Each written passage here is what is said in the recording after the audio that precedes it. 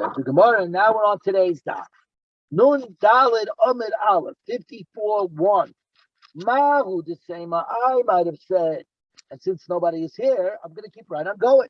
Mahu the same Afilu Kirabonam. This could go even according to Rabbanim that say within the unit each sound is a unit unto itself. La Fuke mid Rabbi Yochanan. To teach us a Rabbi Yochanan.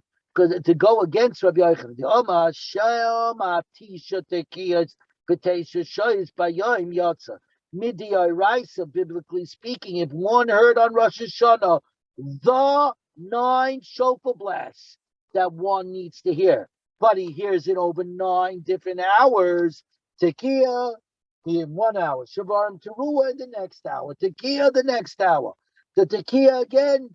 In 1 next hour, Shavarim Teruah the next hour, Tekiah the next hour, Tekiah the next hour, Shavarim Teruah the next hour, Tekiah. According to Rabbi Yochanan, it doesn't matter as long as you hear the 9 sounds on Rosh Hashanah, Midia Raisi, you Mekayim Mitzvah, Kamash Malon. Therefore, that to tell us that no, they have to be close together.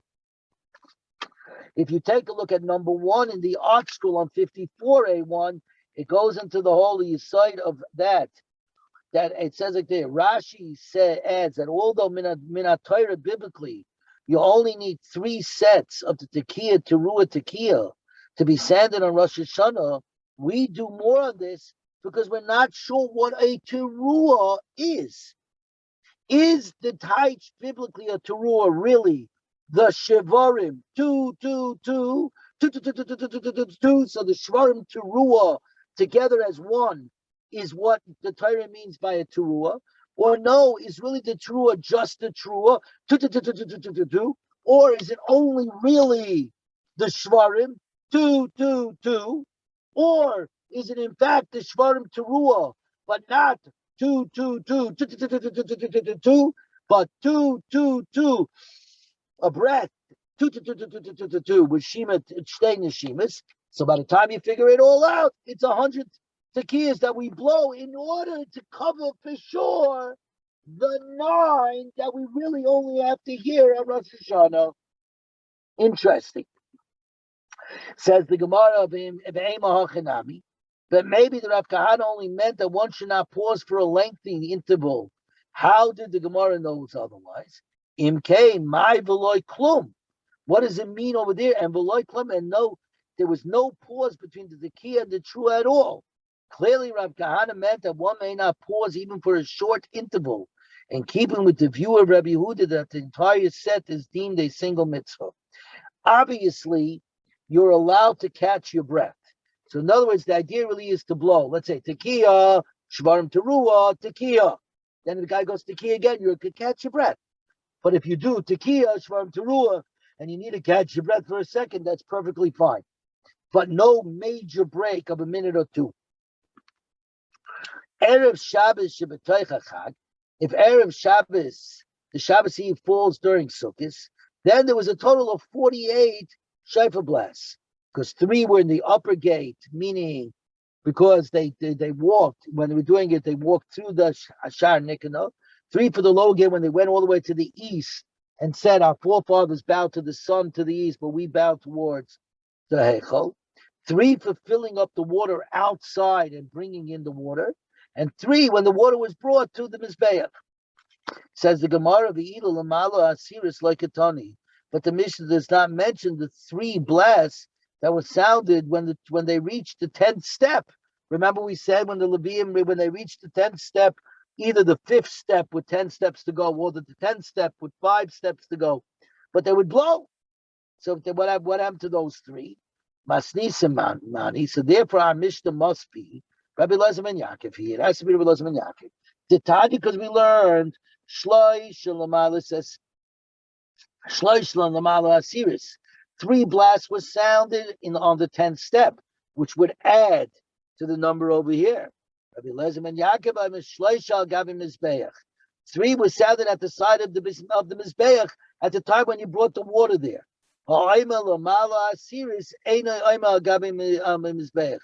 Those who say that the 3 blasts were blown on the 10th step, right? The Tanakama, either on the 5th step with 10 to go, or on the 10th step with 5 steps to go, holds that the 3 blasts by the side of the Mizbeach were not needed and they weren't done. The one who says you do blow when you bring the water to the side of the Mizbeach will say, don't have to do it on the 10th step. My time of the Rebbe Lezer and Yaakov, since you blew at the opening of the gates for the shar when they at the beginning, why did you need to blow on the 10th step? High lav sharu. It's not a gate. It's not a gate. It's really other steps. Hilkach al gabim mizbeach adim. Therefore, the side of the mizbeach is more chashuv, is more preferable. But Abanak Sabri, the talking to Luli Amayim, since one blows the trumpets to mark the whole water drawing, that's the whole idea of Nisach Hamayim, is where all these extra shayfers are coming from. Al Gabim Mizbeach Lamali. What do I need to blow at the side of the altar? Because I already blew to mark the pig when I poured the water into the kalim to bring the water from the outside, from the kidron, from bring the water from the lishcha to go ahead and bring it. I already blew the shofar. So hilkach lamala asiris adav. It's much more important to do it on the 10th step, even though it's somewhat arbitrary, right? Because it has no gate, because it's associated with the water drawing, because this is the path that we follow. And in fact, it is the break between the regular Zora and the Ezras Nashim, from going from the regular Zara down towards the Ezras Nashim, or for Ezras Nashim up to the regular Zara. So therefore, it's Kedai to blow there. We are now on 54A2. We'll keep going further here. Ki also Rav Acha ben Chanina Medoraima. Rav Acha ben Chanina came from the south. Asim Asisa Bahai brought the following brayso with him. Ubnei Aaron, the pasuk says, Ubnei Aaron HaKayahanim Yiskiku b'chatzaitzrais, and the sons of Aaron, the God would blow on their trumpets. She'ein tamud lami yitaku. You shall blow does not need to be stated. Because it already says in a different passage, and you shall blow on the trumpets over your islands and your shalomins. So then what is it coming to teach us with the extra? They shall blow. It teaches that we blow according to Musafim offerings. If the Yontif if the Yontif and Shabbos fall together, 3 steps of trumpet blast were sounded when the libations of the Shabbos Musaf were poured, the wine libations on them, punctuating the Levium singing of the Shabbos Shir Amalis, or it says Shon Mizben Shir Yom Shabbos, and another Tekiyah Shabarim Tekiyah is where it did when the libation of the Musaf's offerings were poured. So the Shabbos Musafs got their pouring of the yayin, and we blew the shofar, and the musafs of yontif that were also brought what he called got their own blowing. Right? So says the Gemara, that's what it means. Tanan, the Gemara says, right? And says the Gemara, who tanilei, who abalei. Rav Acha ben Chanina taught the Bryce, and he explained it. Loime, shetoikin al kol musaf and musaf. Every different type of musaf, Shabbos and yontif. Shabbos gets its blast, Tekiyah Shvarim to Tekiyah, and Yontif gets its blast. Tanan, the Gemara, that can't be right. Erev Shabbos Shabbatay Chachag HaYusham Aborim Shmoina. Our Mishnah says if Erev Shabbos falls on Yontif, on Sukkot, we end up with 48 blasts, right? There's no more, and it says there's no more than 48 blasts. It sounded in the base of English in any day. Baby, so like you say, Rav Acha, that we blow for each and every different type of musaf. Listening Shabbos Shabbatay Chag, then the Mishnah should mention the greater amount of blowing of the tekiyas, Shemarim to tekiyas, that take place on Shabbos when it falls out on Sukkot. We go from 48 to 51. Because you have the Shabbos Musafim, which get 3 blasts, and you have the Yontif Musafim that gets 3 blasts, an extra 3 blasts. Because on Shabbos, we don't blow the trumpets for the opening of the gates on the Shabbos. That already we didn't have to do, because that Since the only reason that the shofars were blown was to summon the people on duty to the stations. In other words, the kahanim la'avodasim leviim b'duchanim yisam b'mamadam, the kahanim to the avodah the leviim to come onto the platform, and the Yisrael mamamadam, the mamadas, the 24 mamadas of the Yisrael who represented the rest of the nation, who watched and said tefillos all day while the avodah was taking place. It's only a sound. Guys, the time is up. It's the siren. It's like lahavdil, like the golf siren in the morning. Okay? So, it says over here, the fish ain't taking the psichas shorim b'Shabbos. So therefore that reduces 3, and we're back to 48. No good. Rava says, no, I don't like that. Man kimcha. Rab Zera is not concerned whether the flour he grinds is fine or coarse. Meaning, he does, if you look at it, if you analyze it, his words are problematic. First, the Mishnah teaches us the 21 blasts, which include the 3 of the opening of the gates during the week, every day. But it said, the Mishnah said, B'chol Yom. B'chol Yom doesn't mean just Chol weekday. It also means Shabbos. So those 3 the blasts when the gates were open were also blown on Shabbos. But even if you want to argue, that in fact there were only 48 blasts done on Shabbos, when it falls out on Shabbos, then they are equal to the number of blasts that was sounded in the Mishnah on Friday. But that our Mishnah labels out on Friday. Listening Shabbos, then the Mishnah should say that when the Shabbos falls on Sukkot, there are 48 blasts. The Shema Minot Tate, because from then you can learn 2 different things. Shema Minot Rabbi Elazar ben Yaakov. You can learn from him, Rabbi Elazar ben Yaakov, that they were blown at the side of the Mizbeach, not on the 10th step leading down, or the 5th step leading down, depends. And we learned the halacha of Reb Chanina that when Shabbos coincides with the Yontif, each Musaf gets its own 9 blasts, so that you get 9 blasts for 1 and 9 blasts for 2.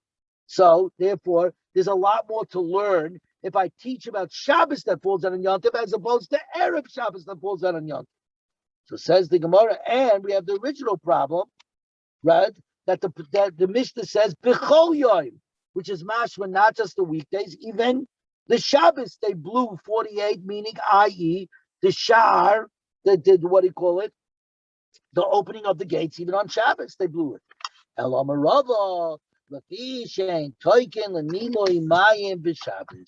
The Mishnah does not mention the case of Shabbos because what falls out on Sukkot, because on Shabbos we do not blow for the Nisuch HaMayim at all. We don't blow for it at all because the water was not drawn on Shabbos, was in fact drawn the day before. We learned this in the Mishnah earlier. It was drawn the day before, and because you needed to bring it from the Rishus HaRabim into the Rishus HaYochid, which was a problem on Shabbos, you drew the water the day before in a non-holy keli, and you put it into the lishcha, a room in the base of Mikdash, and only on Shabbos did you take it out. So none of the 12 blasts that are associated with the water drawing, 3 in the upper gate, 3 in the lower gate, 3 for the drawing of the water, and 3 at the side of the altar were sounded, because the water actually was sitting in a room already in the base of Mikdash from the day before. It was simply brought to the Mizbeach. So it continued. Did Surei, what do you call it? Did Savrei Tuva, so the number of blasts were reduced greatly because the upper gate wasn't open. The lower gate situation didn't take place. So when you drew the water, there was no drawing of the water on Shabbos, and you didn't bring it either because you only simply had it by a lishcha, which is right next to the Mizbeach. A room that was right next to the Mizbeach.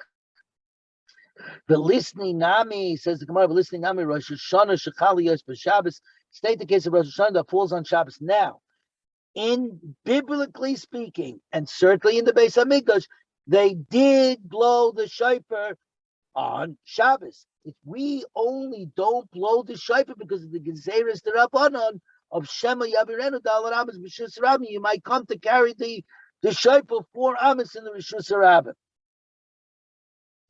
The listening Nami Rosh Hashanah Shechali Yos B'Shabbos to Ikad to Losam Musafin. right? For there there are three Musafim. There's Shabbos, there's Yontif, and there's Rosh Chodesh. So there's Shabbos, Rosh Hashanah, and Rosh Chodesh. Musaf to Rosh Hashanah, Musaf to Rosh Chodesh, Musaf to Shabbos. So that means adding the 21 blasts that was sounded on a regular day, this yields a total of 48 blasts. Erev, so why did we mention that? Why don't we mention that? That's a much better cause. Shabbos that falls on Rosh Hashanah, mention that as the example of 48 blasts in the Beis Hamikdash. So says the Gemara, Erev Shabbos Shabbataycha Chag Itzurle, because we needed to learn something out of the Erev Shabbos that falls on Sukkot. We needed to learn something. Lashmina and Rabbi Eliezer ben Yaakov, we went to what do you call it, to enumerate all of them that Rabbi Eliezer ben Yaakov, that the 12 blasts that accompany the water drawing were included 3 at the side of the Mizbeach, as opposed to on and not on the 10th step. But did anybody say the Mishnah should teach one case and not the other? Lest they are. Let the Mishnah teach both. Let it teach Erev Shabbos Shechal Liyos B'Sukkos and Shabbos Shechal Liyos B'Rosh Hashanah. Teach it all. Does the Gemara Tani B'Shaya? The Mishnah only teaches one example of 48 blasts, and then you could figure it out from there. So my Shari, the High Shari. But why did the Mitana admit this one and do this one? Why did he do the Sukkot, Erev Shabbos Shechal Liyos Shabbos, and not the Rosh Hashanah, Shabbos that falls on Rosh Hashanah? I'm sorry. My Shai, the High Shai. So what is it omitting? What else did it omit? If you're telling me that it's omitting the Erev Rosh Hashanah, is there anything else that it's omitting as well? Because as the article says, to quote the article, while the listing of the Mishnah is not always complete, there is a generally accepted principle that a Tana would not have omitted only one item. It's only if he more than one item. If there's only one item, he would include it in the Mishnah. So Elamai, the fact that he didn't include Shabbos Shechal Liyos Rosh Hashanah, Shabbos that falls on Rosh Hashanah, and we blow also 48, it means that there's another case. What's the case? Shari Erev Pesach. The case of Erev Pesach, where there's also 48 blasts. Because, of course, we have the Pesach offering. The Pesach offering was slaughtered in 3 different shifts. So each shift got 9 Tikiyas. Shift number 1, 9. Shift number 2, 9. Shift number 3, 9. 9 times 3 is 27. Size the regular 21 comes out to 48, right? It works its way out. So this, what he calls it. Therefore, both of them, no problem. Says the Gemara 54b1. We're really getting back on the dot finally. Nun Dalet Amid Beis. Imi Shuma Erev Pesach. If you consider the Mishnah's list less complete because it omitted Erev Pesach, Lo Sharahu, that's not really an omission. The Hamani, because our Mishnah could very well be Rabbi Yehudi. The Hamani, Mayim Shel Katzat Shalishi, Lo Yagia Loimer Aftiki Yishma Hashem. The third and last group who slaughtered the Pesach never got so far as to say the section of Hallel, beginning with the words Aftiki Yishma Hashem. Neshu Amma Muatim, since it was very few. So the third one, everybody tried to bring the Pesach as early as possible. So it was filled to capacity during the first 2 shifts, and only a small amount of people were there for the third shift.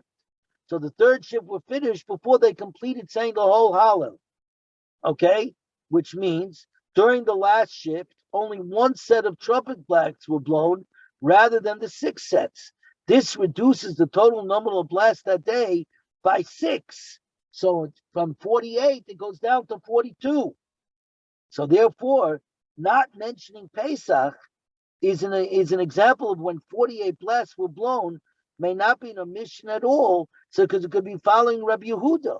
Indeed, we would rather that our Mishnah follows Rabbi Yehuda, so that the list of the cases which the Mishnah would be then complete and exhausted.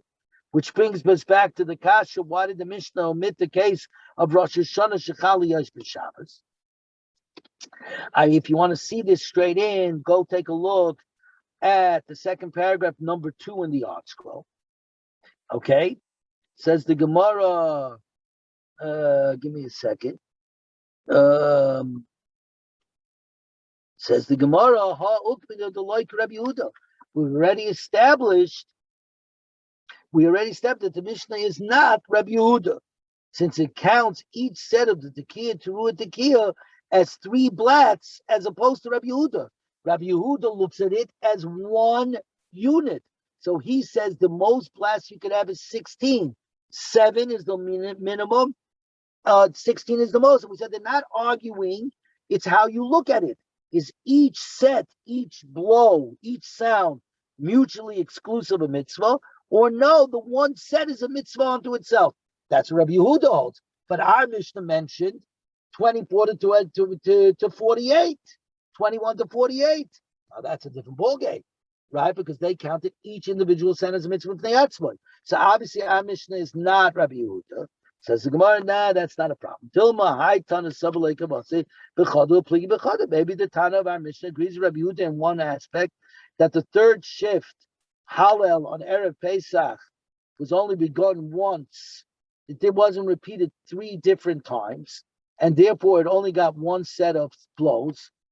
And the Tekiah Shvarim, so there was only 1 set of Tekiah, Teruah Tekiah. So Elamai Shari my die Shari. What did it leave out? Shari Erev Pesach Shechal Yois Erev Shabbos. The Pesach fell out on Erev Shabbos.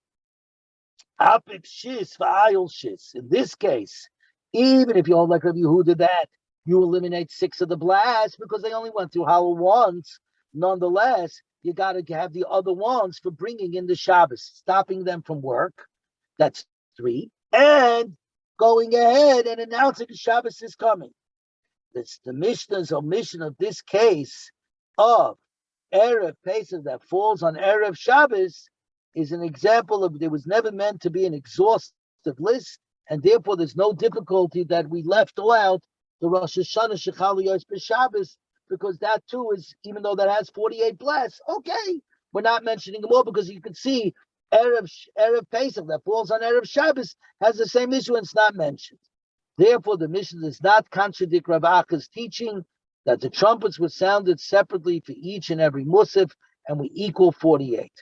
Says the Gemara Faita, Ein moifsitzin al aber shmoni, you can never exceed 48 or 17 according to Rabbi Yehuda. V'loi v'ika Erev Pesach shechal yos b'Shabbos, Erev Pesach that falls on the Shabbos where there's more. The either Rabbi Yehuda chamisha v'chad. There is 51, the 21 that were blown every day, the 9 for the Shabbos Musafik, 18 for the first 2 shifts of the Hallel, 3, because they repeated Hallel 3 times during the shift, and only 1 time during the last Hallel, the last shift of the Karban Pesach, which if you add it up, it comes out to 51. Of course, it doesn't really 51, it's 50, say it's really less because he looks at every unit as 1 full. But the idea is that sounds, there were 51 sounds. There were 57 because they say that even in the third shift, they blew it 3 times. Even if they didn't complete the Hallel, they blew it 3 times. So you got the 57. So the Mishnah is only mentioned the case of a normal year. Erev Pesach Shechal Yos B'Shabbos, the less like B'Choshana B'Shana, like a ton, which since it's very rare for Erev Pesach to fall out on Shabbos, we don't bring it down because it certainly does not occur every year. Says the Gemara, is that a fact? Otu Erev Shabbos B'Toich Chag Miyisa B'Choshana, does Erev Shabbos ever fall in the Chag Miyisa B'Choshana? Does it occur every year? Sometimes it doesn't happen. What's the case? It doesn't happen. When the first day of Sukkot falls in Erev Shabbos. Says the Gemara, when the first day of Sukkot falls on Erev Shabbos, we postpone it 1 day until the Shabbos. The months of the Jewish calendar contain either 29 days or 30 days. Then usually the month of Elul has 29 days, followed by the first day of Tishrei. If the court sees that Rosh Hashanah is about to fall on a Friday, and we're going to recognize I'm sorry. The month of Elul usually has 29 days, followed by the first day of Tishrei. However, the court sees that Rosh Hashanah is about to fall on Friday, in which case the first day of Sukkot will also fall on Friday. They're going to make Elul 30 days so that Rosh Hashanah and the first day of Sukkot will fall on Shabbos. And the Gemara is going to be mazbah why this is the case. My Tama, why do we postpone it? 54b2, Chivan the Ikla Yom Tov Rishon Shechag Liyas Be'erev Shabbos. Since the first day of Sukkot would fall on an Erev Shabbos, Yom Kippur and Emes Havi. When would Yom Kippur be? B'Chad Shabbos. On Sunday, obviously, it would be in Sunday. Hilkach the Chazina Lei. Since we want to avoid Yom Kippur falling out on Sunday, because it comes in straight from Shabbos, right? The fast on the heels of Shabbos. Since if Chas v'Shalom somebody dies on Shabbos, he would be unable to be buried for 2 days, and it would be b'zayin ames. Also, any vegetables that one prepared to eat after Yontif will have to be picked 2 days before on Friday, because you can't pick on Shabbos and you can't pick on Yom Kippur. So, Hilkach Dachale, therefore, we push off, we add a day to Elul to make sure that it falls out on Shabbos, that everything works its way out. That it falls out on Shabbos. We push Rosh Hashanah to fall out on Shabbos, so that Sukkot will fall out on Shabbos as well. Umi dechinale and Yom Kippur would be Monday. Umi dechinale, but do we really postpone so that Yom Kippur shouldn't fall out on Sunday? But Tanam, we learned Chelde Shabbos Kinim b'Yom Kippurim. Fats of the Shabbos offerings are allowed to be offered on Yom Kippur, but those of Yom Kippur may not be offered on the Shabbos. Are not allowed to be offered on the Shabbos if Yom Kippur falls out on Sunday. He's not allowed to do it. You have right B'Hatanan. Chelvli Shabbos can be Yom Kippurim. The fats of the Shabbos sacrifice may be offered on Yom Kippur, but those in Yom Kippur are not allowed to be offered on the Shabbos. Right? That tells us right there that Yom Kippur might fall on Sunday, but because you're not allowed to offer it, right? The Chelvli Shabbos can be brought on Yom Kippur the next day, which is Sunday. When the students of when we were Talmidim in the yeshivas in Babel, I used to say all the time, Yom Kippur Shechali Yos Erev Shabbos on Friday, they would not blow the shofar. Umatzah Shabbos, and when it left on Shabbos, they wouldn't say Abdullah. Divrei Akoli, and this was an unanimous ruling. It did not enter our minds that there was a dispute in any way to be connected with regard to the leftover fats from Shabbos onto Yom Kippur of Sunday. Kisilik lahasam, Askala Rabbi Yehuda Breder Rav Shimon ben Pazili Yosef B'Kama was sitting and saying, Rabbi Akiva, this parais according to Rabbi Akiva, who considers Yom Kippur as holy as the Shabbos. In any event, you see that Yom Kippur could fall out on Shabbos, could fall out on Sunday because it deals with the fats of Shabbos. Says the Gemara like Kasha, Rabbanan, this Mishnah is Rabbanan, who allow the extending of Elul by 1 day to prevent the inconvenience of having Yom Kippur fall on Sunday. So Yom Kippur will never fall on Sunday, and the first day of Sukkot therefore will never fall on Friday. But the other Mishnah, along with Rav Zera's Baraisa, which speaks about Yom Kippur falling out on Sunday, i.e. with regard to the fats of Shabbos, reflects the opinions of Acherim, the other Talmidei Chachamim, who do not allow us to artificially affect the calendar at the end of Elul. Titania Acherim Oimrim, Ein bein atzeres la'atzeres. There is no difference between the Shavuos of 1 year and the Shavuos of another year. Ein bein Rosh Hashanah l'Rosh Hashanah. There's no difference between one Rosh Hashanah and the next Rosh Hashanah. La'arba Yomim Bilvad, except for 4 days, because if you take into account the Jewish calendar, which is a lunar calendar, okay, a regular year lasts 354 days lunar. After 340 days has been divided by 7, the number of days of the week, there therefore remains 4 extra days. These 4 extra days will always fall 4 days later in the week in the following year. So in other words, it's always off by 4. But that's only when you have alternate 30-day months and 29 months. But if you break it from 6 months full, 6 months, 30 days, 6 months chaser, 29 days, and change that to 7 months full and 5 days plus it wouldn't work with 4 days off. So you see, they hold you not allowed to artificially change El. But if there is a leap year, then the difference will be 5 days, but not 4 days. Okay, this is where we're stopping. We're stopping at Meisvei on 54b3. Baruch Hashem, we've gotten to the end of 54-2, 54b. We are now on the daf. We just did today's daf as well. So there are 2 shiurim wrapped in here. Tomorrow we're going to pick it up from Meisvei, which is regarding what Rav Acha Bey Chanina said, that on the day when several Musafs are brought, Shabbos, Rosh Hashanah, Rosh Chodesh, etc., each Musaf gets its own tekiyos. The Gemara is going to go ahead and talk about this. And that's where we're going.